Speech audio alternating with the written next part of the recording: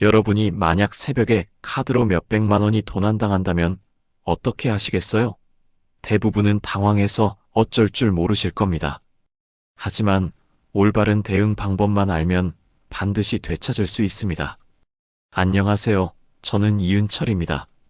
공인회계사로 시작해서 현재는 소비자 금융 상담소를 운영하고 있어요. 지난 15년간 회계법인에서 일하면서 기업들의 금융사기 피해 분석 업무를 담당했었는데 개인 소비자들도 비슷한 피해를 많이 당한다는 걸 알게 되었죠. 그래서 3년 전부터는 개인 금융사기 피해 상담과 회복 절차 지원 업무를 전문으로 하고 있습니다. 제가 직접 상담한 성공 사례를 먼저 소개해드리겠습니다. 대전에 거주하는 40대 회사원 정수연 씨는 토요일 밤 취침 후 일요일 오전 9시에 깨어났습니다. 평상시 늦잠을 자는 편이 아닌데 이상하게 깊게 잠들었다고 하더라고요. 휴대폰을 확인한 정 씨는 깜짝 놀랐습니다. 새벽 1시부터 시작해서 15분 간격으로 60만 원씩 총 6번, 360만 원이 결제된 걸 발견한 거죠. 결제 장소는 국내 여행 예약 플랫폼이었고 구매 상품은 동남아시아 호텔 숙박권과 액티비티 패키지였습니다. 정 씨가 가장 당황스러워했던 부분은 본인이 전혀 기억나지 않는다는 점이었어요. 평소 해외여행에 관심도 없고 온라인 쇼핑도 거의 하지 않는 분이거든요. 더구나 그 시간에는 분명히 잠들어 있었는데 어떻게 이런 일이 가능한지 이해할 수 없었다고 하셨습니다. 더 절망적인 건 해당 플랫폼의 반응이었어요. 정 씨가 월요일 아침 첫 번째로 연락했을 때 고객센터에서는 이렇게 답변했습니다. 디지털 상품 특성상 이미 바우처가 발급되어 환불이 불가능하다. 현지 파트너사와 계약이 완료된 상태라 저희로서는 어떻게 할 수 없다. 고객센터 직원은 마치 이런 상황을 수십 번 겪어본 것처럼 능숙하게 설명했다고 해요. 심지어 구매하신 상품들이 모두 유효하니 여행 계획을 세워보시는 것도 좋겠다는 말까지 덧붙였다고 하더라고요. 정 씨는 그 순간 정말 어이가 없었다고 하셨습니다. 정 씨가 제게 연락했을 때는 이미 절망적인 상태였어요. 카드사에도 연락해봤지만 가맹점에서 환불을 받으셔야 한다는 답변만 들었거든요. 주변 사람들에게 물어봐도 어쩔 수 없는 일이라는 반응뿐이었습니다. 하지만 제가 알려드린 정확한 절차를 따라 대응한 결과 단 사흘 만에 전액 환급을 받을 수 있었습니다. 핵심은 여행업체의 환불 정책과 금융기관의 부정사용 보상 제도가 완전히 별개라는 점을 이해하는 것입니다. 많은 분들이 이 둘을 혼동해서 포기하시는데 이는 정말 안타까운 일이죠. 정 씨가 성공할 수 있었던 이유는 세 가지 핵심 원칙을 정확히 지켰기 때문입니다. 첫째, 즉시 카드 사용 정지 조치를 취했습니다. 둘째, 관련 기관에 동시 신고를 진행했어요. 셋째, 체계적으로 증거를 수집했습니다. 이 세 단계만 제대로 따르면 여러분도 같은 결과를 얻을 수 있어요. 가장 중요한 건 환불 요청이 아니라 부정사용 신고라는 용어를 정확히 사용하는 것입니다. 이 두 단어의 차이가 결과를 완전히 바꿔놓거든요. 정 씨도 처음에는 이 차이를 몰랐지만 제가 알려드린 정확한 표현을 사용한 후부터 카드사의 태도가 확연히 달라졌다고 하셨어요. 그렇다면 범죄자들은 왜 하필 여행 관련 상품을 타겟으로 삼을까요? 이들의 치밀한 계산을 분석해보면 정말 소름 끼칩니다. 가장 큰 이유는 즉시 제공 완료 상태가 되는 상품의 특성 때문입니다. 일반적인 온라인 쇼핑과 달리 여행 상품은 결제 완료와 동시에 전자 쿠폰이나 예약 확인서가 발급되죠. 이 순간부터 서비스 제공 완료로 간주되어 취소나 환불이 극도로 까다로워집니다.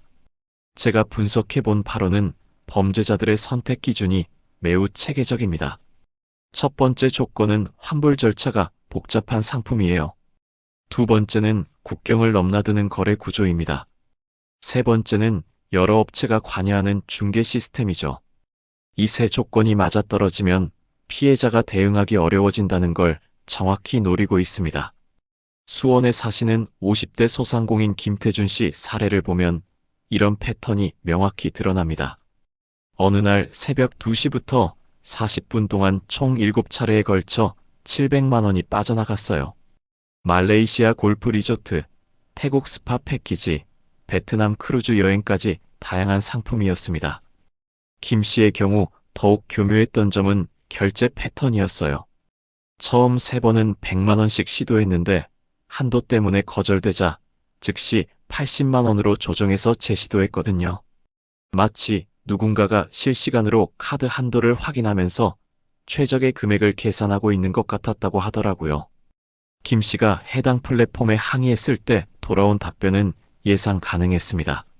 현지 파트너사와의 계약이 이미 체결되어 한국 본사로서는 개입할 수 없다는 거였어요. 국내 업체지만 실제 계약 주체는 해외라는 논리로 책임을 회피한 겁니다. 이런 구조가 왜 문제가 되냐면 소비자 입장에서는 한국 사이트에서 한국어로 결제했는데 갑자기 외국 법률과 계약 조건이 적용된다고 하니 당황스러울 수밖에 없어요. 언어 장벽과 시차, 복잡한 법적 절차 때문에 대부분 포기하게 되죠.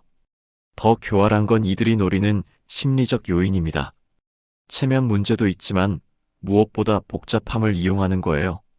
여행사, 카드사, 결제 대행 업체, 현지 파트너사까지 여러 업체가 얽혀 있다 보니 어디서부터 어떻게 해결해야 할지 막막해지거든요. 사기범들이 노리는 또 다른 심리적 요인은 체면 문제입니다.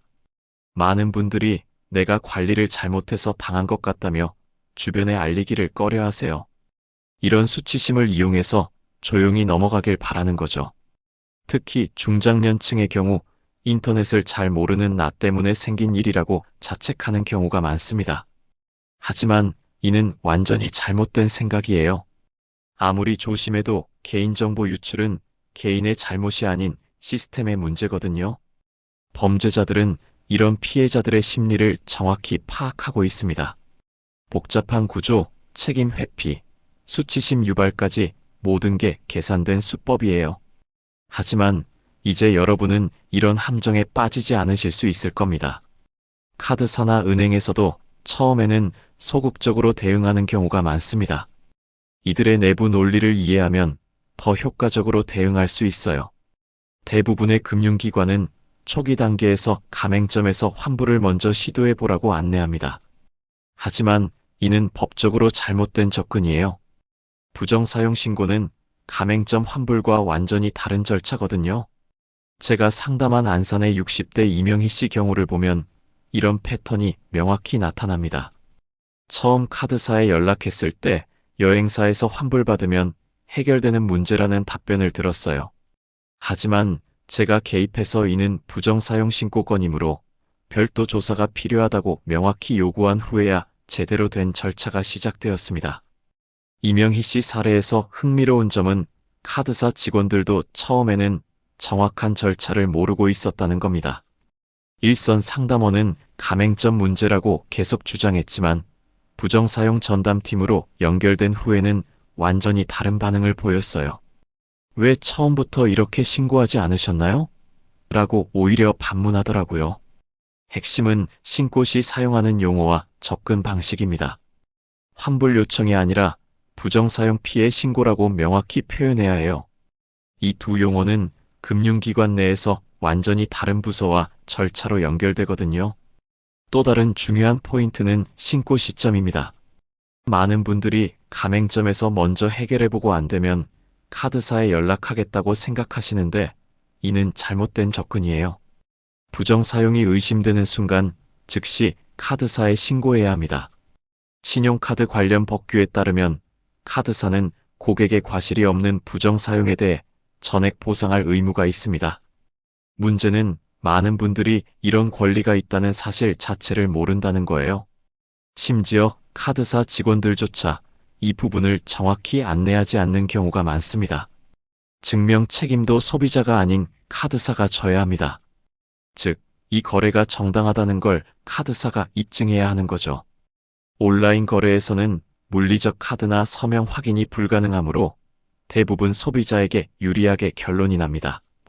천안의 40대 박원석 씨는 베트남 리조트 패키지로 400만 원 피해를 입었는데 카드사에서 해외 거래라 조사가 어렵다며 미적거렸어요.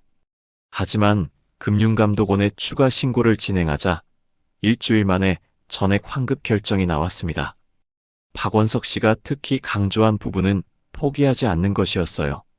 처음 두 번의 통화에서는 카드사에서 계속 소극적으로 나왔지만 세 번째 통화에서 금감원 신고도 병행하겠다고 말하자 담당자의 태도가 확연히 달라졌다고 하더라고요. 카드사들이 이렇게 초기에 소극적으로 대응하는 이유도 있습니다.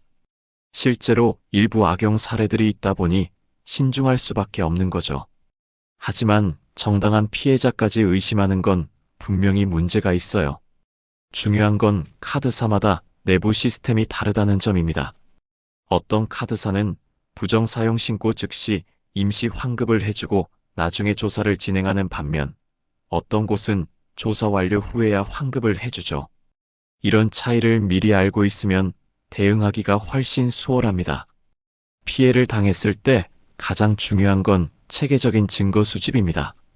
감정적으로 대응하면 오히려 불리해질 수 있어요. 첫 번째 단계는 거래 내역 상세 분석입니다. 단순히 금액만 확인하는 게 아니라 시간 패턴, 결제 간격, 가맹점 정보까지 꼼꼼히 기록해야 해요.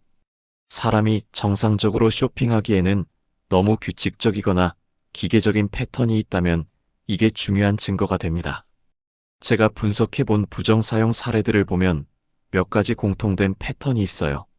첫째, 새벽 시간대에 집중적으로 발생합니다. 둘째, 결제 간격이 매우 규칙적이에요. 셋째, 카드 한도를 정확히 파악해서 금액을 조정하는 경향을 보입니다. 넷째, 환불이 어려운 상품만 골라서 구매하죠. 두 번째는 플랫폼과의 모든 커뮤니케이션을 보존하는 것입니다. 환불 요청 이메일, 고객센터 통화 내용, 채팅 기록까지 모든 걸 캡처하거나 녹음해두세요. 나중에 고객이 환불 요청을 하지 않았다고 발뺌하는 경우가 종종 있거든요. 특히 통화 녹음은 매우 중요해요. 대부분의 고객센터에서는 통화 내용이 녹음될 수 있다고 안내하는데 이는 고객도 녹음할 권리가 있다는 뜻입니다. 상대방에게 저도 녹음하겠다고 미리 알리고 진행하세요. 세 번째는 본인의 평상시 패턴을 증명하는 자료 준비입니다. 해외여행 경험이 거의 없다면 출입국 기록을 준비하고 온라인 쇼핑을 잘 안 한다면 최근 몇 개월간의 카드 사용 패턴 분석 자료를 요청하세요. 의외로 중요한 게 카드 뒷면 서명입니다. 서명이 없거나 흐릿하면 본인 확인에 어려움이 있을 수 있어요. 평소에 서명을 선명하게 해두는 것만으로도 나중에 큰 도움이 됩니다. 경찰 신고는 선택이 아닌 필수입니다. 사건 접수 번호를 받아야 카드사에서도 본격적인 조사에 착수해요. 요즘은 온라인으로도 신고가 가능하니 부담스러워하지 마세요. 사이버 수사대나 가까운 파출소 어디든 상관없어요. 경찰 신고 시 주의할 점은 정확한 용어를 사용하는 것입니다. 카드 도난이 아니라 신용카드 부정 사용으로 신고해야 해요. 실제 카드를 분실한 게 아니라 정보만 유출된 경우라면 더욱 그렇습니다. 금융감독원 신고도 동시에 진행하는 게 좋습니다. 1332 번호로 전화하거나 온라인으로 접수할 수 있어요. 금감원 신고가 들어가면 카드사의 대응 속도가 확실히 빨라집니다. 이는 금감원이 카드사들을 관리 감독하는 기관이기 때문이에요. 성남의 50대 주부 최영숙 씨는 이 모든 절차를 완벽하게 따라한 덕분에 동남아 투어 패키지로 유출된 500만 원을 열흘 만에 되찾을 수 있었어요. 특히 카드 뒷면 서명이 선명하게 되어 있었던 점이 본인 확인에 큰 도움이 되었다고 하더라고요.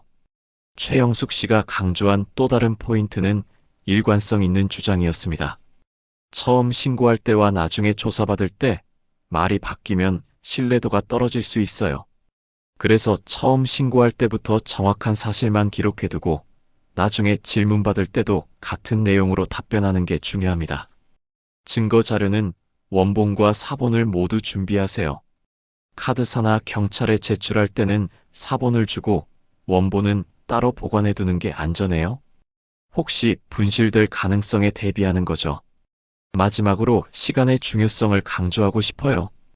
피해를 발견한 즉시 모든 절차를 동시에 진행해야 합니다. 카드 정지, 경찰 신고, 금감원 신고, 증거 수집을 순서대로 하는 게 아니라 하루 이틀 안에 모두 처리하는 게 좋아요. 시간이 지날수록 증거가 사라지고 기억도 흐려지거든요. 이제 예방법을 알아보겠습니다. 아무리 완벽한 대응법을 알아도 피해를 당하지 않는 게 최선이죠. 가장 효과적인 방법은 해외 거래 차단 기능 활용입니다. 카드사마다 명칭은 다르지만 대부분 제공하는 서비스입니다. 평상시에는 해외 결제를 완전히 막아두고 해외여행 시에만 임시로 해제하는 방식이죠. 해외 거래 차단 설정은 생각보다 간단합니다. 카드사 앱에 들어가서 해외 이용 관리 메뉴를 찾으면 됩니다. 대부분 몇 번의 터치만으로 설정이 완료되죠. 신한카드의 경우 해외 이용 설정, 국민카드는 해외 사용 관리, 삼성카드는 글로벌 서비스 메뉴에서 찾을 수 있어요. 중요한 건 이 설정이 때로는 초기화될 수 있다는 점입니다. 카드 재발급이나 앱 업데이트 후에는 반드시 다시 확인해야 해요. 월 단위로 점검하는 습관을 들이시는 걸 추천합니다. 가상 카드번호 서비스도 적극 활용하세요. 실제 카드번호 대신 일회용 또는 기간 제한 번호를 발급받아 사용하는 방식입니다. 주요 카드사에서 모두 제공하는 서비스인데 의외로 이용률이 낮더라고요. 현대카드의 디지털 카드, 신한카드의 원넘버, 국민카드의 안심번호 등이 대표적입니다. 이 서비스를 쓰면 설령 번호가 유출되어도 실제 카드에는 전혀 영향이 없습니다.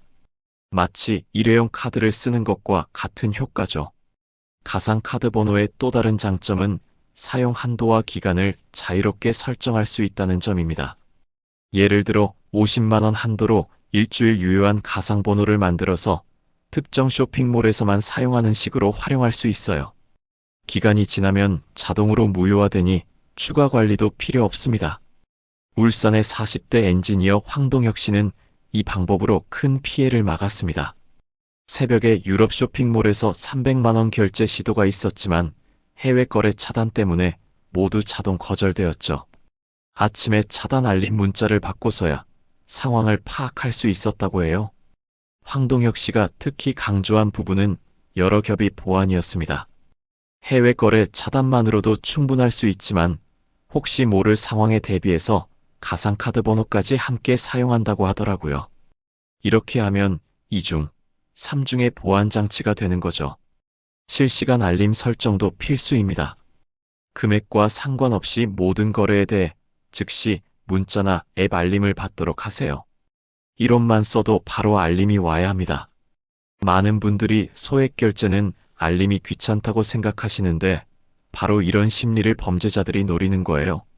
알림 설정에서 주의할 점은 해외 결제 시도에 대한 알림도 받도록 하는 것입니다. 거래가 성공하지 않아도 시도만으로도 알림이 와야 해요.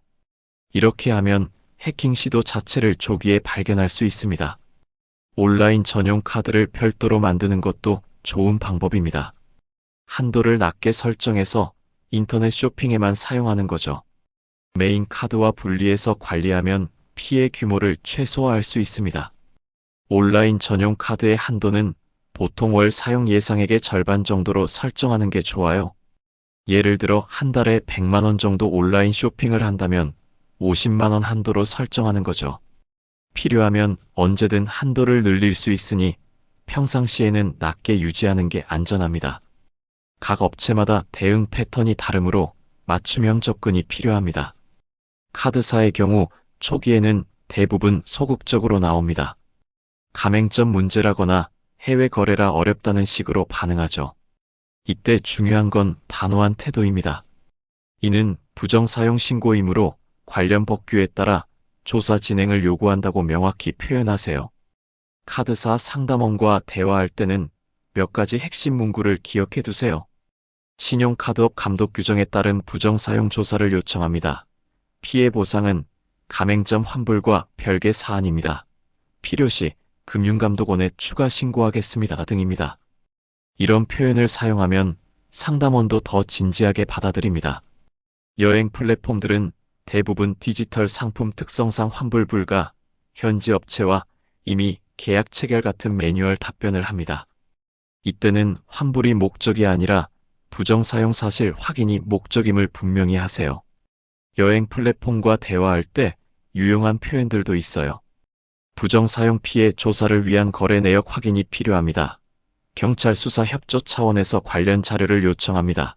카드사 조사팀에 제출할 증빙 자료가 필요합니다. 등입니다. 결제 대행 업체는 단순 결제 처리만 담당이라며 책임을 회피하려 하는데 이들도 부정거래 모니터링 의무가 있다는 점을 상기시켜야 합니다. 전자금융거래법상 이상거래 탐지 의무가 있지 않나요? 라고 질문하면 대답이 달라질 수 있어요. 부천의 60대 퇴직교사 송미경 씨는 이런 원칙을 철저히 지켜서 태국 골프 패키지로 유출된 600만 원을 완전히 되찾았습니다. 특히 모든 통화 내용을 녹음하고 이메일로도 재확인 요청을 보낸 게 결정적이었다고 하더라고요. 송미경 씨가 사용한 전략 중 하나는 단계적 압박이었어요. 처음에는 정중하게 상황을 설명하고 협조를 요청했지만 소극적으로 나오면 단계적으로 압박 수위를 높였다고 합니다. 상급자와 통화하겠다. 본사에 직접 연락하겠다. 관련 기관에 신고하겠다 순으로 말이죠. 각 업체와 대화할 때 공통으로 지켜야 할 원칙이 있습니다. 첫째, 감정적으로 흥분하지 말고 차분하게 사실만 전달하세요. 둘째, 모든 대화 내용을 기록으로 남기세요. 셋째, 약속받은 내용은 반드시 이메일이나 문자로 재확인하세요. 넷째, 처리 기간과 담당자 정보를 명확히 확인하세요. 마지막으로 중요한 건 포기하지 않는 것입니다. 한두 번 거절당했다고 포기하면 안 됩니다. 업체들도 귀찮아하다가 나중에는 협조하는 경우가 많거든요. 정당한 권리를 주장하는 거니까 당당하게 끝까지 밀고 나가시기 바랍니다. 상황이 복잡하거나 혼자 처리하기 어렵다면 전문가의 도움을 받는 것도 좋은 방법입니다. 변호사나 소비자 상담기관, 금융 관련 시민단체 등에서 도움을 받을 수 있어요. 비용이 부담된다면 각 지역 소비자 보호원에서 무료 상담을 제공하니 활용해 보세요. 매월 정기적인 보안 점검이 피해 예방의 핵심입니다. 카드 명세서가 나오는 날을 보안 점검일로 정하세요. 이날에는 다음 사항들을 반드시 확인해야 합니다. 첫 번째로 카드 뒷면, 서명 상태를 점검하세요. 서명이 흐려졌거나 지워진 부분이 있다면 즉시 새로 써주셔야 합니다. 많은 분들이 간과하시는 부분인데 부정사용 신고 시 본인 확인의 핵심 증거가 되거든요. 두 번째는 해외거래 차단 설정 유지 여부 확인입니다. 카드사 앱이나 홈페이지에 접속해서 설정이 그대로 유지되고 있는지 체크하세요. 간혹 시스템 업데이트나 카드 재발급 과정에서 설정이 초기화되는 경우가 있습니다. 세 번째는 결제 알림 서비스가 정상 작동하는지 확인하는 것입니다. 문자 알림과 FC 알림이 모두 활성화되어 있는지, 연락처 정보가 최신 상태인지 점검하세요. 휴대폰 번호나 이메일 주소가 변경되었다면 즉시 카드사에 알려야 합니다. 네 번째로 중요한 것은 온라인 쇼핑몰에 저장된 카드 정보 정리입니다. 지난 한 달 동안 이용한 사이트들을 돌아보면서 더 이상 사용하지 않을 곳의 카드 정보는 삭제하세요. 특히 해외 사이트나 처음 이용해 본 곳은 반드시 정리해야 합니다. 온라인 쇼핑몰 카드 정보 정리는 생각보다 번거롭지만 매우 중요한 작업입니다. 대부분의 사이트에서는 마이페이지 또는 결제수단 관리 메뉴에서 저장된 카드 정보를 확인하고 삭제할 수 있어요. 일일이 찾기 어렵다면 주요 쇼핑몰 몇 곳만이라도 정기적으로 정리하는 게 좋습니다. 다섯 번째는 가상카드 번호 사용 내역을 점검하는 것입니다.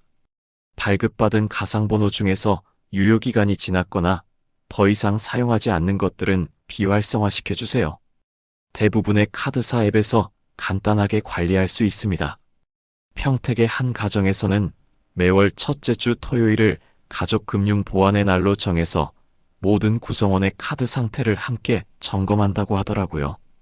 부모님은 디지털 기기 사용이 서툴러서 자녀들이 도와주고 자녀들은 부모님께 보안 상식을 배우는 서로 윈윈하는 시간이라고 하셨어요. 가족 단위 점검의 장점은 여러 가지가 있습니다. 우선 혼자서는 놓치기 쉬운 부분을 서로 체크해 줄 수 있어요. 또한 새로운 사기 수법이나 보안 설정 방법을 공유할 수도 있죠. 무엇보다 가족 중 누군가가 피해를 당해도 빠르게 발견하고 대응할 수 있습니다. 여섯 번째로 비상 연락망을 업데이트하세요. 카드사 고객센터 번호, 경찰청 사이버수사대, 금융감독원 연락처를 가족 모두가 알고 있어야 합니다. 스마트폰 연락처에 저장해두는 것은 물론이고 별도의 메모장에도 적어두는 게 좋아요. 비상 연락망에는 각 기관의 역할도 함께 적어두세요. 예를 들어 카드사 즉시 정지 및 부정사용 신고, 경찰 사기 피해 신고 및 사건 접수, 금감원 카드사 대응 부족 시 추가 신고 이런 식으로 말입니다. 정기 점검 시 발견되는 이상 징후들도 미리 알아두세요. 평소보다 많은 스팸 문자나 이메일을 받는다면 개인정보 유출 가능성이 있어요. 카드 사용 내역에서 기억나지 않는 소액 결제가 있다면 해킹 테스트일 수 있죠. 이런 신호들을 놓치지 말고 즉시 대응하는 게 중요합니다. 지금까지의 내용을 핵심 3가지로 정리하면 이렇습니다. 첫째, 플랫폼 환불 거부와 금융기관 부정사용 보상은 완전히 별개 시스템입니다. 하나가 안 된다고 포기하지 마세요. 이 점을 정확히 이해하는 게 가장 중요합니다. 많은 피해자들이 여행사나 쇼핑몰에서 환불 불가라는 답변을 듣고 그대로 포기하시는데 이는 권리를 스스로 포기하는 것과 같아요. 환불 정책과 부정사용 보상은 완전히 다른 법적 근거와 절차를 가지고 있거든요. 둘째, 예방 시스템 구축이 최우선이지만 피해 발생 시에도 충분히 구제받을 수 있습니다. 올바른 절차만 따르면 됩니다. 해외 거래 차단, 가상카드 번호 활용, 실시간 알림 설정 등의 예방책들을 지금 당장 적용하세요. 이런 설정들은 한번 해두면 오랫동안 여러분을 보호해 줄 겁니다. 하지만 설령 피해를 당하더라도 절망하지 마세요.